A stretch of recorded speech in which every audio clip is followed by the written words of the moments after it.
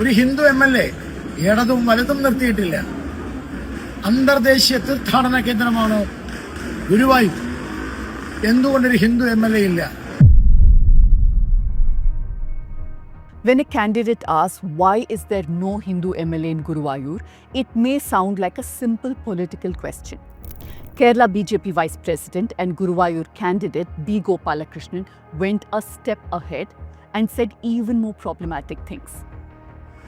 അരനൂറ്റാണ്ട് കാലത്തെ അമ്പലക്കൊള്ളക്കാരുടെയും അമ്പലവിരോധികളുടെയും തടവറയിൽ നിന്നോ ഈ ഗുരുവായൂരപ്പന്റെ മണ്ണിനെ മോചിപ്പിക്കാനാണ് എന്നെ ഗുരുവായൂരപ്പൻ വിളിച്ചിരിക്കുന്നത്. നിങ്ങളെല്ലാവരും എന്നോടൊപ്പം ഉണ്ടാവണം. നമസ്കാരം. Under India's election rules, all these statements cross a clear line. So they are potential violations of the Model Code of Conduct, or MCC as we call it. Let me explain.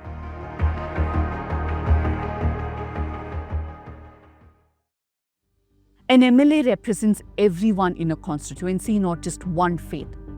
Take Ajmer in Rajasthan, for example. This place, which has India's most revered dargah, has two assembly constituencies, Ajmer North and Ajmer South. Both these seats have been held by Hindu MLAs of the BJP since 2003. Now, would Mr. Gopalakrishnan object to that, I wonder? Then let's look at Velankani in Tamil Nadu, which lies in the Nagapattinam constituency. This place, which is home to the Velankani church, has had both Muslim and Hindu MLAs over the last few years. Would Mr. Gopalakrishnan object to that? Now, before I go back to Guruvayur and explain the violations in the MCC clearly, I want to remind you that elections are the time when most mainstream media makes a lot of money through political ads. But at the News Minute and News Laundry, we take no money from political parties or politicians. Instead, we want you to pay for our journalism. Contribute to our election fund so that our teams and journalist Srinivasan Jain can travel and bring you stories from the ground. You can also become a subscriber or contribute to the Let Me Explain fund. All links are in the comments below.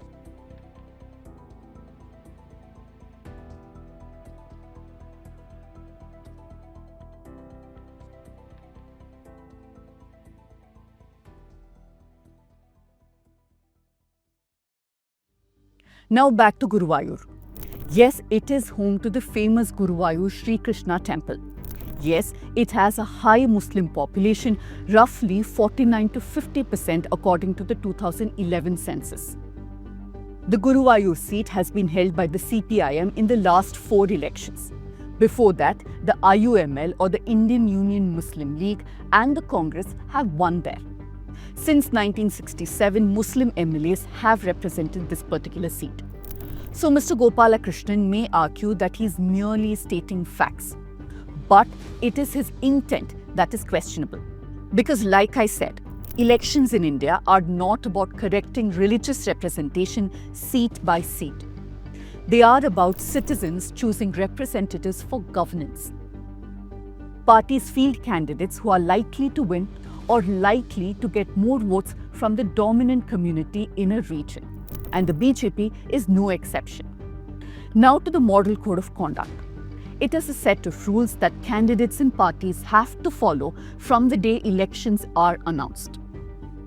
Now, this clearly says candidates cannot appeal to caste or communal identity to seek votes. By framing representation as a religious absence, no Hindu MLA, Gopalakrishnan is shifting the focus from governance, development, or policy to religion and making religious identity a political qualification. That is exactly what the code prohibits. Now to the second point. The speech goes further. He said that Guruvayurappan has called me and he spoke from the temple premises. And the candidate then is using a place of worship and religious sentiment for election propaganda. The code explicitly bans this too. The third point.